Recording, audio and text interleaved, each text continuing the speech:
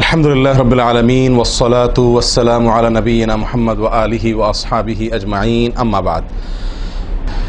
সম্মানিত ভাই বন্ধুগণ, আজকে সংক্ষেপে আমরা কিছু কথা আর্জ করার ইরাদা রাখি ওযুর বিষয়ে। ওযুতে আমাদের যে সমস্ত ভুল ত্রুটিগুলো সচরাচর হয়ে থাকে সে বিষয়ে সামান্য কিছু কথা আর্জ করার ইরাদা রাখি। ওয়া মা তাওফীক ইল্লা বিল্লাহ। আমরা সকলেই কমবেশ জানি যে ওযু বা পবিত্রতা এটা হলো সালাতের চাবি। নবী সাল্লাল্লাহু আলাইহি ওয়াসাল্লামের সূরা আবু দাউদে বর্ণিত হাদিসে আসছে, তিনি বলেছেন মিফতাহুস সালাতি আত-তাহুর, সালাতের বা নামাজের চাবি হলো কি? পবিত্রতা বা ওযু। তো চাবি যদি ঠিক থাকে, পারফেক্ট হয়, তাহলে তালা খুলবে। আর যদি চাবি পারফেক্ট না হয়, ঠিক না হয়, তাহলে সেক্ষেত্রে তালা খুলবে না। ওই চাবি দিয়ে আপনি ঘরে প্রবেশ করতে পারবেন না। মনে করুন জান্নাত হলো আমার ঘর বা গন্তব্য, ঢুকতে হলে আমাকে সালাতের তালাটুকু খুলে ঢুকতে হবে, অর্থাৎ সালাত পড়ে ঢুকতে হবে, আর তার চাবি হলো পবিত্রতা। তাহলে পবিত্রতা চাবি, তার তালা হলো সালাহ, আর সালাহ পড়ে আমি ঢুকতে চাচ্ছি জান্নাতে। তাহলে আমার শেষ গন্তব্যে, অর্থাৎ আমি যে জায়গাটা যেতে চাচ্ছি সেই জায়গায় জান্নাতে যেতে হলে আমার সালাত ঠিক হতে হবে, আর সালাত ঠিক হতে হলে তার চাবি ঠিক থাকতে হবে। তালা ঠিক থাকতে হলে, তালা খুলতে হলে চাবি ঠিক থাকতে হবে। সেটা হলো কি? সালাত, তাহারাত বা পবিত্রতা। তো পবিত্রতার সবচাইতে কমন পবিত্রতা হলো ওযু। এই ওযুর বিষয়ে আমাদের বেশ কিছু ত্রুটি, বেশ কিছু ভুল ভ্রান্তি হয়ে থাকে। ওযুর যে ভুলগুলো হয়তো আপনিও করেন, আমরাও করছি প্রতিনিয়ত, কিন্তু জানি না। তো সেগুলো নিয়ে আমরা সংক্ষেপে আলোচনা করব। নবী সাল্লাল্লাহু আলাইহি ওয়াসাল্লাম বুখারী মুসলিমের হাদিসে আসছে, তিনি বলেছেন লা তুকবালু সালাতুন বিগাইরি তাহুরিন, পবিত্রতা ছাড়া কোনো সালাত কবুল হবে না। কোনো সালাত আল্লাহর কাছে অ্যাকসেপ্টেড, গ্রহণযোগ্য হবে না কি ছাড়া? তাহারাত ছাড়া, ওযু ছাড়া। অতএব এই ওযু এটা পূর্ণাঙ্গ হলে সালাত পূর্ণাঙ্গ হবে, সালাত পূর্ণাঙ্গ হলে জান্নাতে যাওয়া সহজ হবে ইনশাআল্লাহ। অতএব একটা আরেকটার সাথে সম্পর্ক যুক্ত বিধায় সবকিছুর আগে, সালাতেরও আগে আমাকে লক্ষ্য করা দরকার আমার ওযু বা তাহারাতটা কি হচ্ছে কিনা, ঠিকঠাক হচ্ছে কিনা। প্রিয় ভাইরা, ওযু দুই প্রকার। একটা হলো কোন রকম ওযু, আরেকটা হলো পূর্ণাঙ্গ ওযু। একটা হলো কোন রকম ওযু, আরেকটা হলো কি? পূর্ণাঙ্গ ওযু। পূর্ণাঙ্গ ওযু যেটা, এটাকে হাদিসের ভাষায় বলা হয়েছে ইসবাগুল ওযু। পূর্ণাঙ্গভাবে ওযু করা, এটাকে বলা হয়েছে ইসবাগুল ওযু, অর্থাৎ ওযুকে পরিপূর্ণভাবে করা। আরেকটা হলো যেন তেন ভাবে, কোন কোন রকম ভাবে ওযু সেরে ফেলা। আমরা সাধারণত সারাদিন যে ওযুটা করি, সারা জীবন যে ওযুটা করে আসছি, সেটা হলো যেন তেন ওযু বেশিরভাগ লোকের। ইল্লা মান রাহিমা রব্বি, হাতে গোনা কিছু লোক আমরা আছি যারা ইসবাগুল ওযুর যে নির্দেশ সেটা পালন করতে সক্ষম হয়েছি, অর্থাৎ ওযুটা পূর্ণাঙ্গ করতে পেরেছি। প্রিয় ভাই বন্ধুগণ, ইসবাগুল ওযু এর নির্দেশ নবী সাল্লাল্লাহু আলাইহি ওয়াসাল্লাম বিভিন্ন জায়গায় দিয়েছেন, বিভিন্ন জায়গায় বহু হাদিসে আসছে, তোমরা ওযুকে আসবিগুল ওযু, আসবিগুল ওযু, তোমরা ওযুকে পরিপূর্ণ করো, ওযুকে পূর্ণাঙ্গভাবে করো, সঠিকভাবে করো, যথাযথভাবে করো। তার মানে নবী সাল্লাল্লাহু আলাইহি ওয়াসাল্লাম জানতেন যে ওযুতে যথার্থতার খেলাফ প্রচুর পরিমাণে হয়ে থাকে, আর সেজন্য তিনি সাবধান করেছেন আসবিগুল ওযু, অর্থাৎ ওযুকে তোমরা পূর্ণাঙ্গভাবে করো, সুন্দরভাবে করো, যথার্থভাবে করো। কথা কি বুঝাতে পারছি? যেহেতু ওযুর বিষয়ে আমাদের গাফলতি আছে বা গাফলতি থাকার কথা, সেজন্য নবী সাল্লাল্লাহু আলাইহি ওয়াসাল্লাম আমাদেরকে বলেছেন ওযু করো, এটা না, বলেছেন আসবিগুল ওযু, অর্থাৎ আকমিলুল ওযু, ওযুকে পরিপূর্ণভাবে করো, সুন্দরভাবে করো, যথাযথভাবে করো। ওযুর যে ফজিলত, ওযুর যে ফজিলত মুসলিম বর্ণিত হাদিসে আসছে, নবী সাল্লাল্লাহু আলাইহি ওয়াসাল্লাম বলেছেন যে ব্যক্তি পরিপূর্ণভাবে ওযু করবে, পরিপূর্ণভাবে ওযু করবে, ভালোভাবে ওযু করবে, এবং ওযুর শেষে কালিমাতুশ শাহাদা যেটা আছে, আশহাদু আল্লা ইলাহা ইল্লাল্লাহু ওয়াহদাহু লা শারীকা লাহু ওয়া আশহাদু আন্না মুহাম্মাদান আবদুহু ওয়া রাসূলুহু, এই কালিমায়ে শাহাদা পাঠ করবে ওযুর শেষে, এই ব্যক্তির জন্য আল্লাহ সুবহানাহু ওয়া তাআলা জান্নাতের সমস্ত দুয়ার খুলে দিবেন। তাহলে আমরা বলতে পারি জান্নাতের 8 দুয়ারের সমস্ত দুয়ারের একটা রিমোট এখানে নবী সাল্লাল্লাহু আলাইহি ওয়াসাল্লাম আমাদেরকে বাতলে দিয়েছেন। একটি রিমোট, এই এক রিমোট টিপের সঙ্গে সঙ্গে 8 দরজা সব খুলে যাবে। সেটা হলো ওযুকে কি করা? পরিপূর্ণভাবে করা, সুন্দরভাবে করা, এবং এর শেষে, ওযুর শেষে কালিমাতুশ শাহাদা পাঠ করে আশহাদু আল্লা ইলাহা ইল্লাল্লাহু ওয়াহদাহু লা শারীকা লাহু ওয়া আশহাদু আন্না মুহাম্মাদান আবদুহু ওয়া রাসূলুহু। আপনি পাঠ করলেন, জান্নাতের সমস্ত দুয়ার এর রিমোট যেন টিপ দিলেন। এই তিনটা কাজ করলেন মানে কি? জান্নাতের 8 দরজার একটি কমন রিমোটে টিপ দিলেন, আপনি সবগুলো পটপট খুলে যাবে, যে কোনো দরজা দিয়ে আপনি জান্নাতে দাখিল হতে পারবেন ইনশাআল্লাহ। প্রিয় ভাইরা, তাহলে হাদিস থেকেও বোঝা গেল যে যে কোনো দরজা দিয়ে ঢুকতে হলে ওযুটা হইতে হবে পরিপূর্ণরূপে ওযু, ইসবাগুল ওযু। অতএব ওযু আমার পরিপূর্ণ হচ্ছে কিনা এই বিষয়টা একটু যাচাই করা দরকার, কি দরকার না? প্রিয় ভাইরা, নবী সাল্লাল্লাহু আলাইহি ওয়াসাল্লাম সূরা আবু দাউদের এক হাদিসে বলেছেন, ইন্নাহা লা তাতিম্মু সালাতু আহাদিকুম হাত্তা ইউসবিগাল ওযুআ কামা আমারাহুল্লাহ। তোমাদের কারোর সালাত ততক্ষণ পর্যন্ত পরিপূর্ণ হবে না, সালাত ততক্ষণ পর্যন্ত সুন্দর হবে না, পূর্ণাঙ্গ হবে না, সালাতে পূর্ণতা আসবে না, যতক্ষণ না তোমরা ওযুকে ঠিক আল্লাহ যেভাবে করতে নির্দেশ করেছেন ওইভাবে পরিপূর্ণভাবে না করো। আল্লাহ সুবহানাহু ওয়া তাআলা যেভাবে ওযু করতে বলেছেন ওইভাবে পরিপূর্ণ রূপে ওযু না করা পর্যন্ত তোমাদের সালাত পূর্ণতা পাবে না।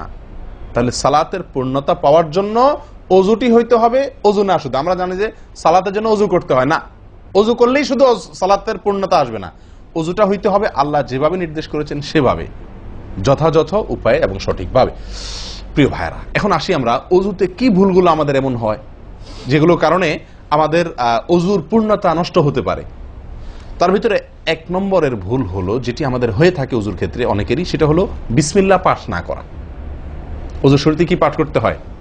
বিসমিল্লাহ।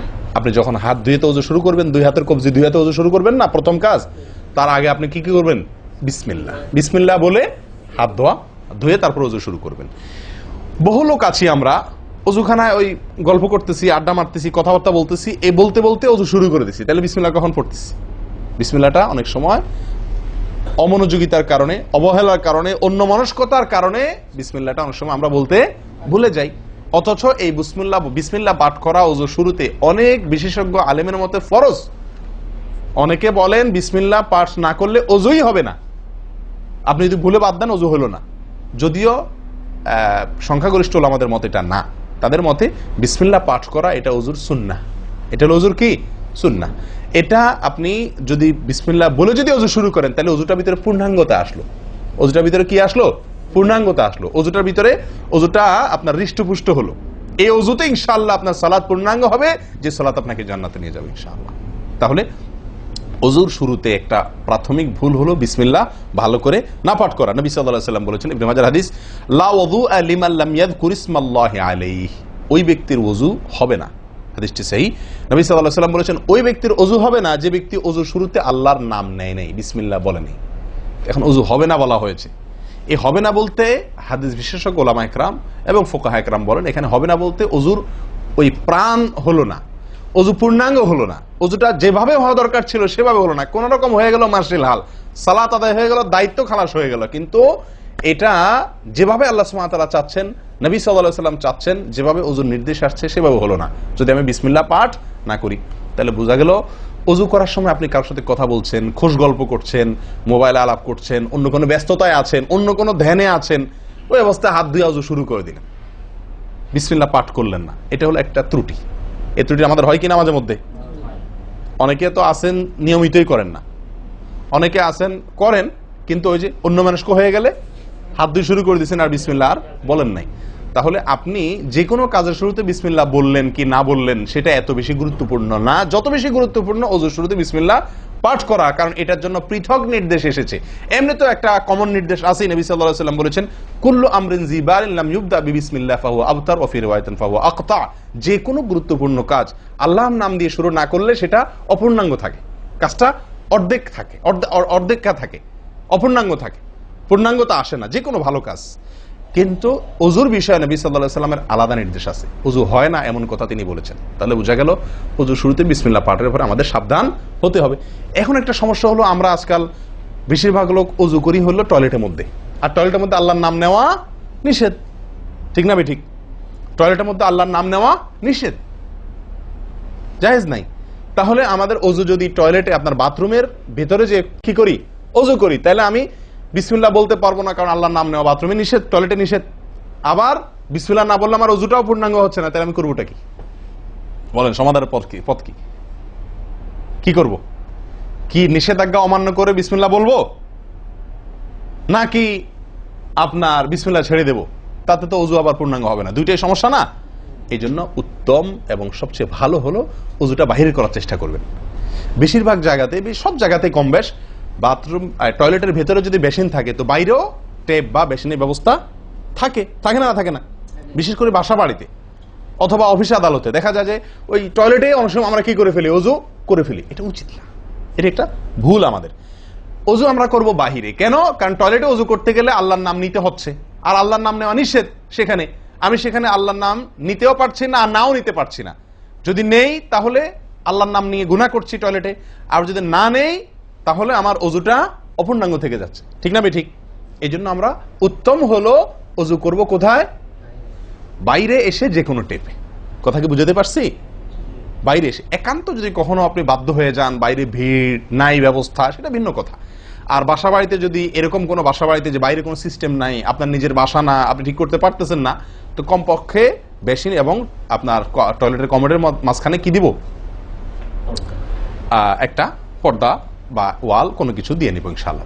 কথা বুঝতে পারছি ভাই? আল্লাহ তাআলা আমাদের সকলকে এই বিষয়টি লক্ষ্য করার তৌফিক দান করেন। তাহলে ভাই আমরা বিসমিল্লাহ পাঠ করব ওযু শুরুতে, লক্ষ্য করব ইনশাআল্লাহ যাতে করে ওযু শুরুতে বিসমিল্লাহ পাঠে ভুল না হয়। মনে থাকবে তো ইনশাআল্লাহ? আল্লাহ আমাদের তৌফিক দান করেন। দ্বিতীয় যে ভুলটি হয় ভাই, 100-99 জনের বলবো, তার চেয়ে বেশি হতে পারে, হাজারের ভিতরে 10 জন মানুষের হয় কিনা আমার সন্দেহ আছে এই কাজটা সঠিকভাবে করতে পারি না। সেটা হলো ওযুর সময় মিসওয়াক করা। ওযুর সময় কি করা ভাই? মিসওয়াক করা। এটি এত গুরুত্বপূর্ণ সুন্নাত যে নবী সাল্লাল্লাহু আলাইহি ওয়াসাল্লাম বলেছেন, বুখারীর হাদিস, লাউলা আন আশুক্কা আলা উম্মতি লা আমারতুহুম বিসওয়াকি ইনদা কুল্লি ওযু। বুখারীর হাদিস।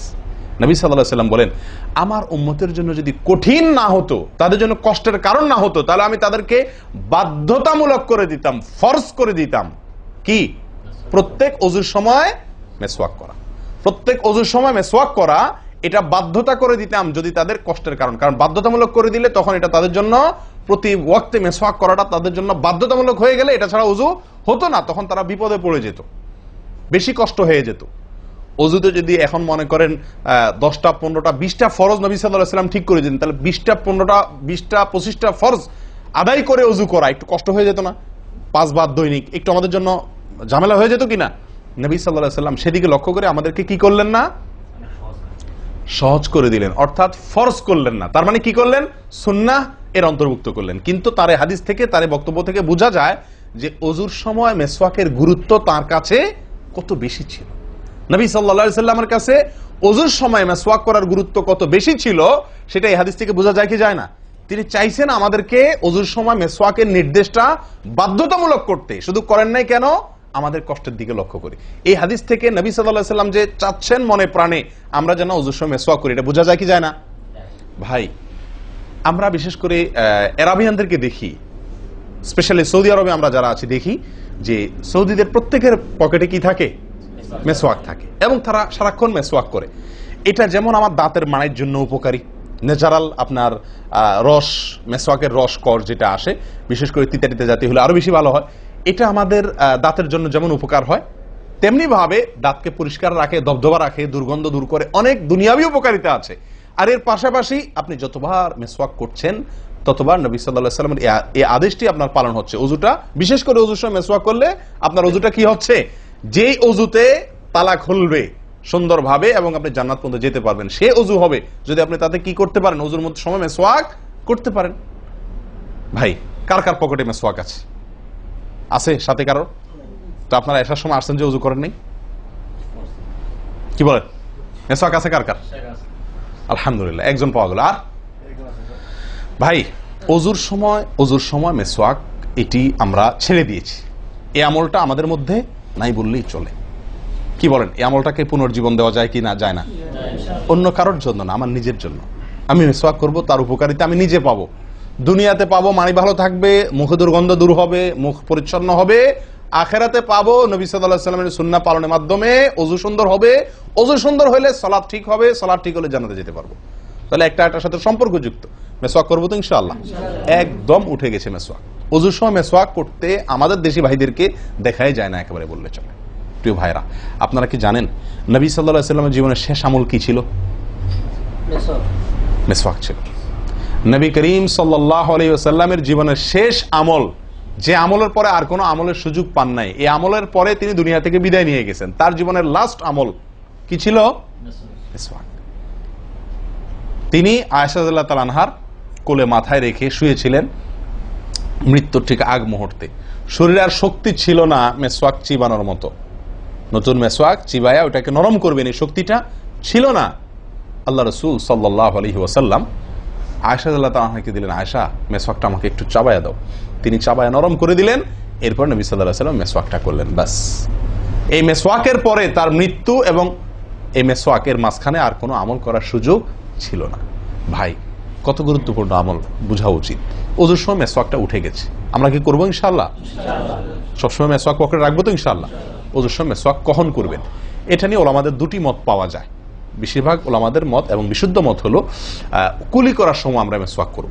কুলি করার সময় আপনি বিসমিল্লাহ বলে হাত ধুলেন, এরপরে কুলি করলেন। মেসওয়াক করতে হবে এভাবে, সোজাসুজি, উপরে নিচে না, পাশাপাশি, ঠিক আছে? মেসওয়াক দিয়ে এভাবে আপনি খুব বেশি সময় করা দরকার না, একটা ঘষা দেন উপরের মাড়িতে, আরেকটা ঘষা দেন নিচের দাঁতে, দিয়ে এবার একবার কুলি করে ফেলান, ঠিক আছে? আবার মেসওয়াক দিয়ে একটা ঘষা দেন, আবার একটা ঘষা দেন, আবার কুলি করে ফেলেন। এভাবে 3 বার মেসওয়াক করেন, 3 বার কুলি করেন, বাস সুন্নাত আদায় হয়ে গেল। কথা কি বুঝাতে পারছি? আল্লাহ তাআলা আমাদের সকলকে তৌফিক দান করেন। প্রিয় ভাইরা, তাহলে ওযুর মধ্যে আমাদের যে খুঁতগুলো আছে আমি সেগুলো ধরা দেওয়ার চেষ্টা করছি। একটা বড় খুঁত, যে খুঁত থেকে আমরা বেশিরভাগ লোকই মুক্ত নই, সেটি হলো মেসওয়াক বিহীন ওযু। লক্ষ্য করবো তো ইনশাআল্লাহ? আল্লাহ আমাদেরকে আমলের তৌফিক দান করেন। একান্ত না থাকলে আঙ্গুল দিয়ে করলেন, কিন্তু আপনি নিয়মিত আঙ্গুল দিয়ে করলেন সেটা না, মেসওয়াকই করা উচিত। ভাই, 3 নম্বর যে ভুলটা আমাদের হয়ে থাকে সেটা হলো কুলির মধ্যে। দেখেন প্রত্যেকটা কাজেই কিন্তু আমি একটা একটা করে আপনার দেখাচ্ছি ওযুর, প্রত্যেকটা কাজে আমাদের ত্রুটিগুলো হয় কিভাবে দেখেন। কুলির সময় ভুল হয়। কি ভুল হয়? কুলিটা যেভাবে করার কথা সেভাবে আমরা করি না। হাদিসে কুলির বিষয়ে নির্দেশ এসছে, সেটাকে বলা হয়েছে মদমাদা। মদমাদা আরবি শব্দ, এটার বাংলা অর্থ হয় কুলি করা বা কুলকুচি করা বা কুলকুচা করা। এই কুলি বা কুলকুচা এটা হলো মুখের ভিতরে আপনি হাতের কোষে করে পানি নিয়ে মুখে নাড়বেন, এরপরে ফেলবেন, আবার হাতে নিবেন, কিছু সময় নাড়বেন, 1 সেকেন্ড হোক 2 সেকেন্ড হোক, এরপরে ফেলবেন। এটা হলো কুলি বা কুলকুচা। আমরা বেশিরভাগ সময় এরকম করি আলহামদুলিল্লাহ। যখন ব্যস্ত থাকি, যখন হুলস্থুল থাকে, কোনো সময় কোনো কাজের তাড়া থাকে, তখন অনেক সময় আমরা কি করি? হয় কি না হয় না? মুখে নিলাম আর ঢাললাম, মুখে নিলাম আর ঢাললাম। আমি জানি না আপনাদের হয় কিনা এরকম। আমি দেখছি এরকম অনেক সময় হয়। আপনারা একমত কিনা? নিলাম মানে ব্যস্ততার কারণে হয়তো জামাত শেষ হয়ে যাচ্ছে বা অন্য কোনো কারণ আছে, অথবা দেরিতে আসছি, তো তখন মুখের ভিতর নেওয়া আর ফেলাও, নেওয়াও আর ফেলাও, এতে কুলি হবে না। হাদিসে যে কুলির নির্দেশ আসছে সেই কুলি হবে না। এটা মুখে পানি দিলেন আর বাইর করলেন, এটাতে কুলি হইতে হলে আপনাকে মুখে পানি দিবেন, নাড়বেন। ভাই, কুলিটা কেন করতে বলা হয়েছে? মুখের ভেতরটা কি করার জন্য? পরিষ্কার করার জন্য। আপনি যদি মুখে পানি নেন আর বাইর করেন, তাহলে কি মুখ পরিষ্কার হবে? আপনাকে তো মিনিমাম 1-2 সেকেন্ড হলেও নাড়তে হবে জিনিসটা, পানিটা, তাহলে আপনার মুখটা কি হবে? পরিষ্কার বা পরিচ্ছন্ন হবে। আল্লাহ তাআলা আমাদেরকে আমলের তৌফিক দান করেন। ভাই, তাহলে কুলির ত্রুটিটা বুঝতে পারছেন তো? তাড়াহুড়া করে অনেক সময় মুখে পানি নিয়ে ফেলে দিই আমরা, এটা করা যাবে না। নাম্বার 4, নাকে পানি দেওয়া। দেখেন একটা একটা করে দেখেন, প্রত্যেকটাতে ত্রুটি আছে। আল্লাহুল মুস্তাআন। নাকে পানি দেওয়া, নাকে পানি দেওয়ার যে নির্দেশ আসছে হাদিসে, এটাকে বলা হয় ইস্তেনশাক। ইস্তেনশাক, ইস্তেনশাক আরবি ব্যাকরণ অনুযায়ী এটা বাবে ইস্তিফআলের মাসদার বা ক্রিয়ামূল, যেটার মধ্যে এক্সট্রা ভাবে টানা, আকর্ষণ করার অর্থ যার মর্মের ভিতরে আছে। তো ইস্তেনশাক শব্দের মূল অর্থ হলো পানি টানা, নাকে পানি টানা। আমরা নাকে পানি টানি না, দেইও না। ধান খেতে পানি দেওয়া হয়, আর লাল শাকের খেতে পানি ছিটানো হয়, ঠিক না? ঠিক। লাল শাক বা মূলার শাকের খেতে পানি ছিটানো হয়, আর ধান খাত বেশিরভাগ ইরি ধান ইত্যাদি এই সমস্ত ধান খেতে পানি দেওয়া হয়। তাহলে দেওয়া আর ছিটানো বেশ কম আছে কি নাই? একটা হলো দেওয়া, একটা হলো ছিটানো, আর একটা হলো টানা।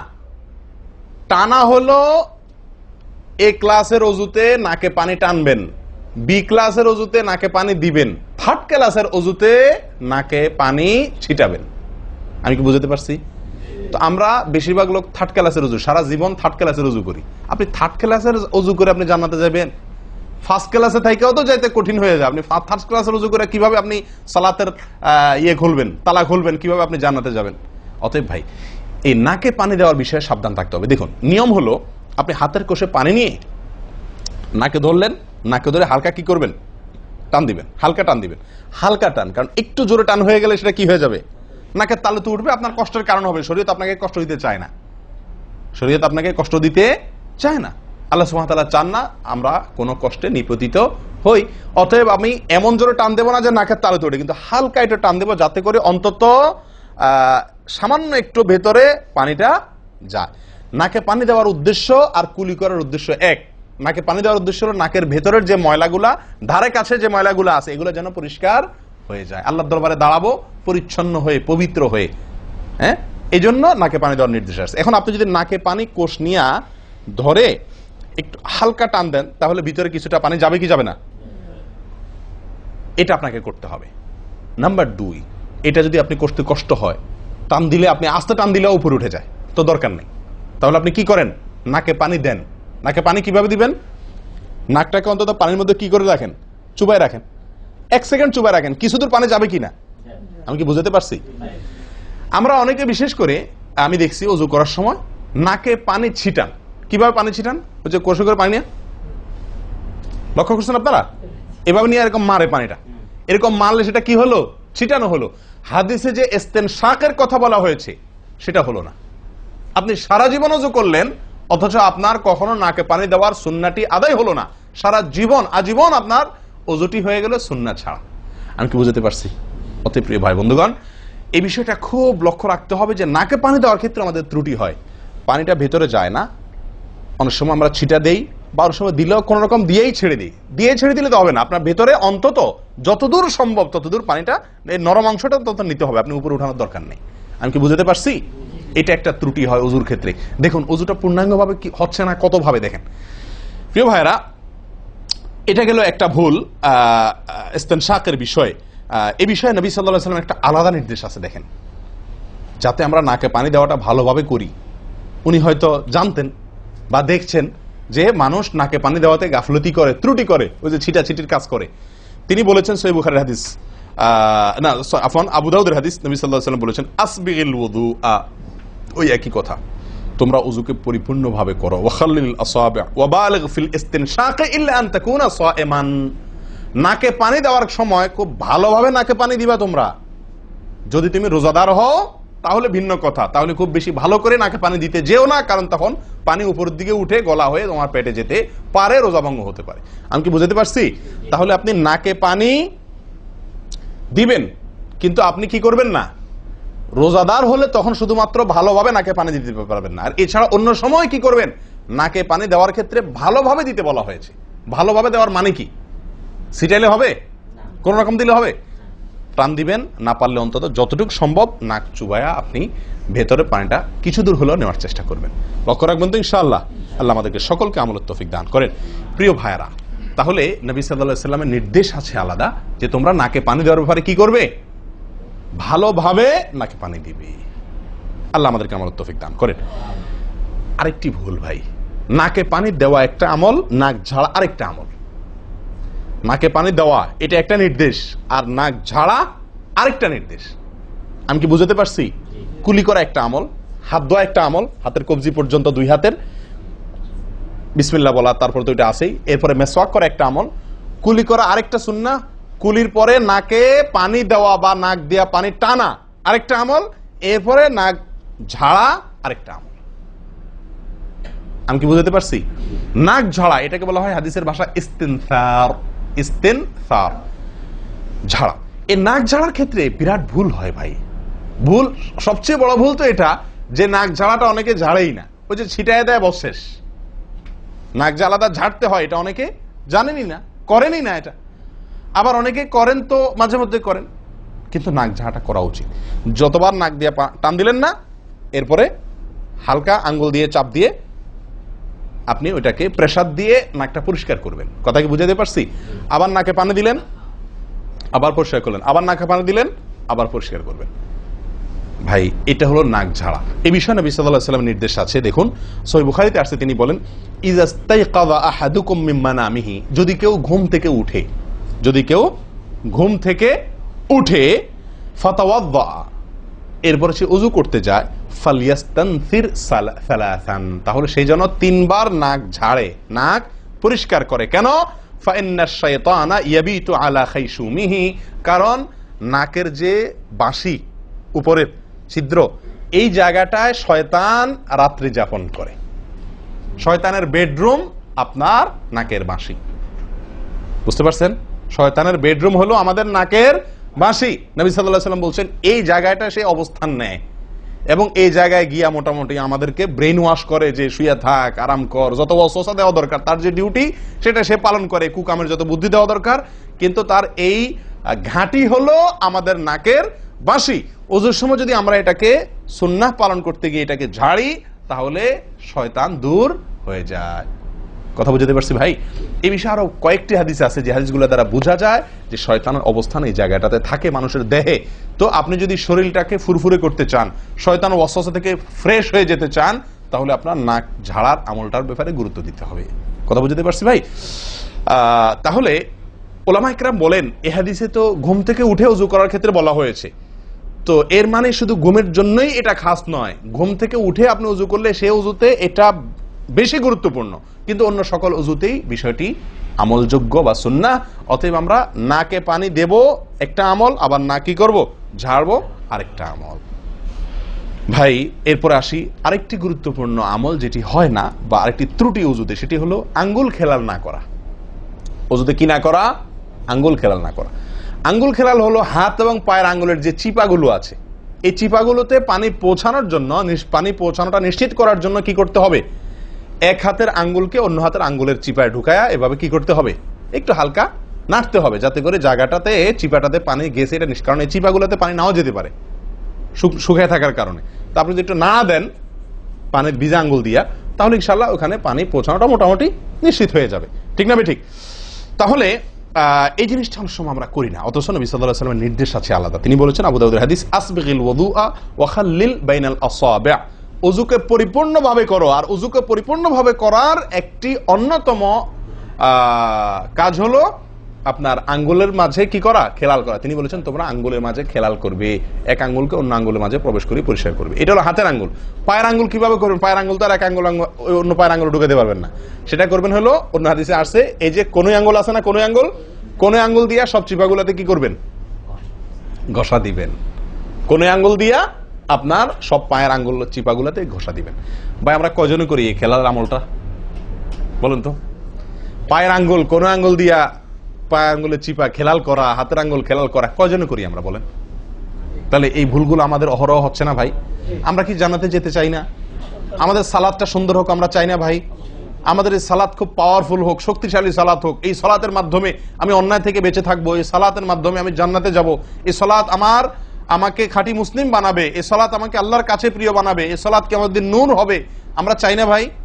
এগুলো যদি চাই তাহলে আমাকে ওযু সুন্দর করতে হবে, আর ওযু সুন্দর করতে গিয়ে এই ভুলগুলোর ব্যাপারে সাবধান হতে হবে। তাহলে আঙ্গুল খেলাল করা, পায়ের আঙ্গুল, হাতের আঙ্গুল আমরা করি না বললেই চলে ভাই।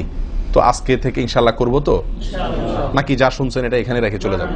ভাই যদি পরিবর্তন না করেন, পরিবর্তন যদি আমরা না করি নিজেদেরকে, ওয়াল্লাহি সারা জীবন ওয়াজ শুনবো, কি লাভ বলেন? সময়টা নষ্ট।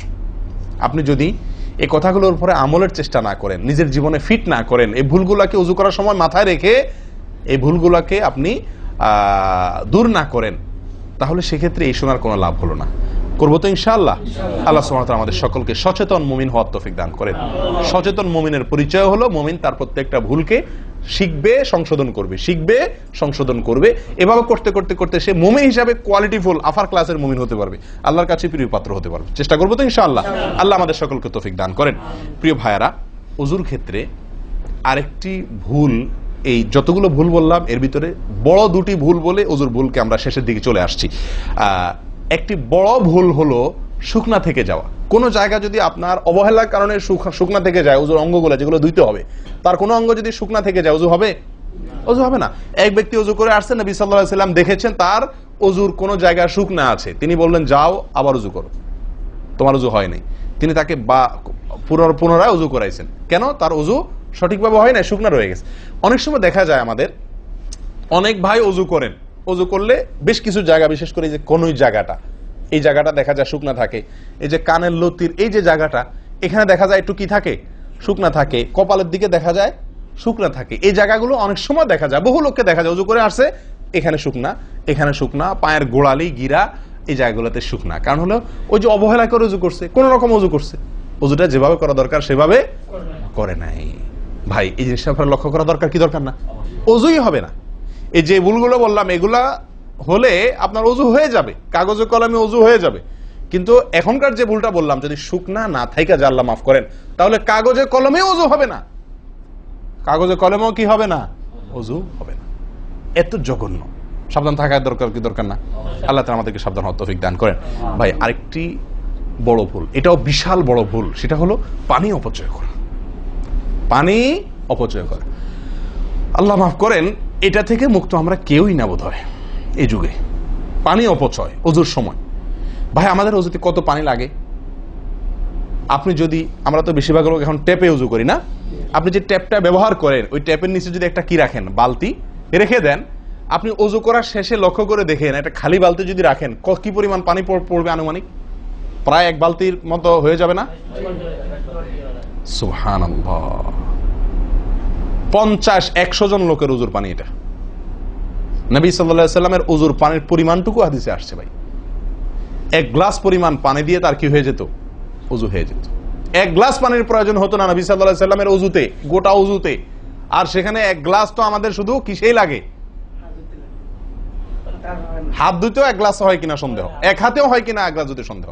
ভাই হাসির বিষয় না, এটা খুব জঘন্য অপরাধ, জঘন্য অপরাধ। আল্লাহ সুবহানাহু ওয়া তাআলা কোরআনে কারীমের ভিতরে কি বলেছেন? ইন্নাল মুবাযযিরিনা কানু ইখওয়ানাশ শায়াতিন, শয়তানের ভাই। হারাম পানি অপচয় করা, পানি অপচয় করা। সাহাবায়ে কেরাম জিজ্ঞেস করছেন, ইয়া রাসূলুল্লাহ, আমরা তো কেউ বলবো ভাই এই যে নির্দেশ নিষেধ এগুলো তো সাহাবীদের যুগে পানির টানাটানি ছিল, মরুভূমি এলাকার লোক ছিল, তখনকার বোধহয় সমস্যা। ভাই এখন তো আমাদের যুগে আলহামদুলিল্লাহ কি আছে? প্রচুর পরিমাণে পানি আছে, পানির তো অভাব নেই আল্লাহর ফজলে। আমরা কেউ হয়তো মনে করি যে অনেক পানি আছে, এখন বোধহয় আর এই এত টানাটানি করে ওযু করার প্রয়োজন নাই। আমি বলবো না ভাই, এটা ভুল। সাহাবায়ে কেরাম জিজ্ঞেস করছেন নবী সাল্লাল্লাহু আলাইহি ওয়াসাল্লামকে, ইয়া রাসূলুল্লাহ, যদি আমরা সমুদ্রে থাকি, নৌকায় যাচ্ছি, জাহাজে যাচ্ছি, সমুদ্রে পানির কোনো অভাব নাই, সেখানে পানি ব্যবহারের ক্ষেত্রেও কি আমাকে হিসাব করে করতে হবে? অতিরিক্ত করলে হিসাব দিতে হবে? নবী সাল্লাল্লাহু আলাইহি ওয়াসাল্লাম হাবাচক উত্তর দিয়েছেন। ও ভাই, তাহলে বোঝা গেল যে পানি ট্যাঙ্কিতে আছে, আপনার লাইনে পানি আছে, এই জন্য আমি পানি অপচয় করার অনুমতি আমাকে শরীয়ত দেয় নাই। অতিরিক্ত পানি ব্যবহার করলে আমাকে হিসাব দিতে হবে। সবচেয়ে উত্তম, সবচেয়ে ভালো হয় ভাই, আপনি যদি সম্ভব হয় বদনা বা কোনো জগ ইত্যাদিতে, মগ ইত্যাদিতে আপনি ওযু করেন, সবচেয়ে ভালো। টেপের মধ্যেই বেসিনে একটা মগ রেখে দিলেন, ওইটা দিয়া ঢেলে ঢেলে আপনি ওযু করেন, তাহলে পানি অপচয় হওয়ার সম্ভাবনা সবচাইতে কম। ট্যাপ ছেড়ে দিয়ে যে আমরা ওযু করি, আমরা যেভাবে ওযু করার কথা বলছি, এই যে মেসওয়াক করতে হবে, এরপরে কুলি করতে হবে, নাকে পানি দিতে হবে, আবার নাক ঝাড়তে হবে, এই কাজগুলো করতে একটা গ্যাপ হয় না? গ্যাপ, এই গ্যাপের সময় যদি আপনি টেপে ওযু করতেই হয়, তাহলে গ্যাপের সময় টেপ বন্ধ করতে হবে। আমি কি বুঝতে পারছি? গ্যাপের সময় টেপ বন্ধ করে এরপর আপনি মেসওয়াক করেন, টেপ বন্ধ করে এরপর আপনি নাক ঝাড়েন। আপনি টেপের পানি পড়তেছে, এদিকে আপনি অন্য কাজ করতেছেন, তাহলে এটা অপচয়ের গুনাহ হয়ে যায়। ভাই আমি ওযু করছি ইবাদত করার জন্য, ওযু করছি আল্লাহ সুবহানাহু ওয়া তাআলাকে সন্তুষ্ট করার জন্য, আবার কাজ যেটা করতেছি ওযুর মধ্যে পানি অপচয় করে, সেটা হলো শয়তানের ভাইয়ের কাজ, শয়তানের কাজ। তাহলে শয়তানের কাজ করে আল্লাহকে খুশি করা যাবে ভাই? এই ওযুতে আল্লাহকে খুশি করা যাবে? এই ওযুতে আল্লাহ সন্তুষ্ট হবেন?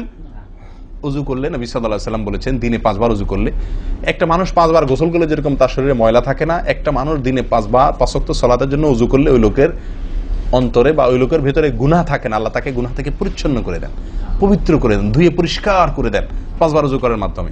ও ভাই, ওযু আমাকে পরিষ্কার করে দিবে, আমাকে পবিত্র করে দিবে, আমাকে পরিচ্ছন্ন করে দিবে, আমাকে সাফ করে দিবে। কখন? যদি ওযুটা আমি সুন্দরভাবে করি। আমার অজুতে যদি এত বড় ভুল হয় যে পানি অপচয় করে আমি হারামে লিপ্ত হই, গুনাহে লিপ্ত হই, তাহলে আমার সে অজু আমাকে পরিচ্ছন্ন করবে না, পবিত্র করবে না, সুন্দর করবে না, আল্লাহকে সন্তুষ্ট করা যাবে না। প্রিয় ভাইরা, আমি আবারও বলছি, এই ভুল থেকে আমরা কেউ মুক্ত নই। আল্লাহ মাফ করুক, ইল্লা মার রাহিমা রব্বি, হাতে গোনা দুই একজন ছাড়া আমরা কেউ মুক্ত নই ভাই। উজু করার সময় পানি অপচয়, আজকে টেপের যে কালচার, এই টেপ ছেড়ে আমাদের উজু করা, এটা জঘন্য একটি ভুল। যদি টেপটা আমি ছেড়ে রাখি, হ্যাঁ আপনি উজু করছেন, বন্ধ করে নিচ্ছেন, আবার দরকার হচ্ছে চালাচ্ছেন, এটা হলে ঠিক আছে। আপনি যদি এটা করতে যান পাবলিক অজুখানাতে, হয়তো পিছন থেকে কেউ আপনাকে তাড়া মারবে, আরে ভাই তাড়াতাড়ি করেন, দেরি করতেছেন, মারুক ভাই তাড়া, সে তাড়া মারুক, কিন্তু আপনার উজুটা কি করতে হবে? আপনাকে কোয়ালিটিফুল উজু করতে হবে। আল্লাহ তাআলা আমাদেরকে সেই উজু করার তৌফিক দান করেন। উজুর ক্ষেত্রে আরেকটা ভুল হলো ভাই, চাপাচাপি করে উজু করা, উজু ধরে রাখা, চাপাচাপি করে উজু ধরে রাখা, এই ভুলটা প্রচুর পরিমাণ হয়, বিশেষ করে শীতের দিনে। গরমের দিনে আলহামদুলিল্লাহ ওয়াজ করার দরকার হয় না, মনে না মানে উজু দরকার না হলে উজু করি আমরা, ঠিক আছে না, বিশেষ করে এই মরুভূমি এলাকাতে, গরমের জায়গাতে। কিন্তু শীতের দিন আসলে সুবহানাল্লাহ, আসরের উজুতে চেষ্টা করি টেনে টুনে আসা পর্যন্ত নিয়ে যাওয়ার জন্য, ঠিক না ঠিক? একটা চেষ্টা থাকে যে আসরের উজুতে মাগরিব গেছে, যেহেতু পেশাবের বেগ আছে, বায়ুর বেগ আছে, বাথরুমের বেগ আছে, তো একটু চাইপা চুপা যদি ধরে রাখতে পারি, এসাটা হয়ে গেলে এসা বড় তারা উজু করা লাগলো না, খালাস, উজু করাতে বেঁচে গেলাম ঠান্ডার দিনে, ঠিক না ঠিক? এই অলসতাটা আমরা অনেকে করি কি করি না, এটা উচিত না। উজুর ক্ষেত্রে এটা একটা বড় ভুল। প্রথম কথা হলো, আপনি যদি পেশাবের বেগ থাকে, বায়ুর বেগ থাকে, আপনি সালাতে দাঁড়ালে সালাতে মনোযোগ সেভাবে হবে না। সালাতে যেরকম মনোযোগ দরকার, আল্লাহর সঙ্গে আপনার যেটা মানে বান্দার সঙ্গে গোলামের যে একটা বিনয় প্রকাশের ব্যাপার আছে, সেটা হবে না যদি আপনার কি থাকে, অজুর মধ্যে ওই প্রেসার থাকে, পেশাব বা পায়খানার বেগ থাকে। ভাই মানুষ যে কোনো কাজেই, ভালো কাজ মনোযোগ দিয়ে করতে হলে পেশাব পায়খানার বেগ থাকলে করা যায়? তাহলে আপনার সালাতের ভিতরে খুশু খুশু কিভাবে আসবে? আপনার সালাত, যে সালাত আপনাকে সফলতা এনে দিবে, যে সালাত আপনাকে জান্নাত পর্যন্ত নিয়ে যাবে, সেই সালাতের জন্য তো খুশু খুশু দরকার, আপনার মনোযোগ দরকার, আপনার স্থিরতা দরকার। স্থিরতা তো আসবে না যদি আপনার মন থাকে টয়লেটে। আপনি আছেন মসজিদে, দেহ আছে মসজিদে, মনটা আছে টয়লেটে, তাহলে তো এই সালাত পূর্ণাঙ্গ হবে না। এই জন্য ভাই, চাপা চাপি করে অজু ধরে রাখা, এটা অজুর ক্ষেত্রে আরেকটা বড় ভুল, এটা করা যাবে না। যারা চাপাচাপি করে অজু ধরে না রেখে অজু ছুটতেছে, ছেড়ে দেয়, এরপরে যা উজু করে আসে, এদের জন্য বিশাল বড় পুরস্কার আছে, বিশাল বড় পুরস্কার, একটি নয়, তিনটি পুরস্কার। নবী সাল্লাল্লাহু আলাইহি ওয়াসাল্লাম বলছেন, মুসলিমের হাদিস, আলা আদুল্লুকুম মা ইয়ামহুল্লাহু বিহিল খাতায়া ওয়া ইয়ারফাউ বিহিদ দারাজাত।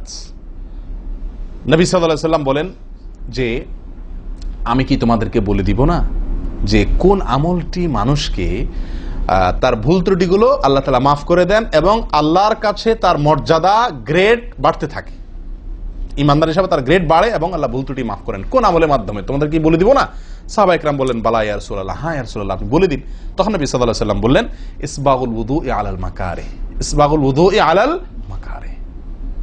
প্রথম আমল, অপছন্দ, কষ্ট, ঠান্ডা, শীত, অথবা পানির অভাব, কিনা বুঝু করতে হইতেছে, যে কোনো কষ্টকে উপেক্ষা করে, কষ্টকে সহ্য করে যে ব্যক্তি ওযু করে, ওযু আটকায় রাখে না, এই ব্যক্তি, তাকে আল্লাহ সুবহানাহু ওয়া তাআলা তার গুনাহ যেমন মাফ করবেন, তার মর্যাদাও আল্লাহ তাআলা বৃদ্ধি করে দিবেন।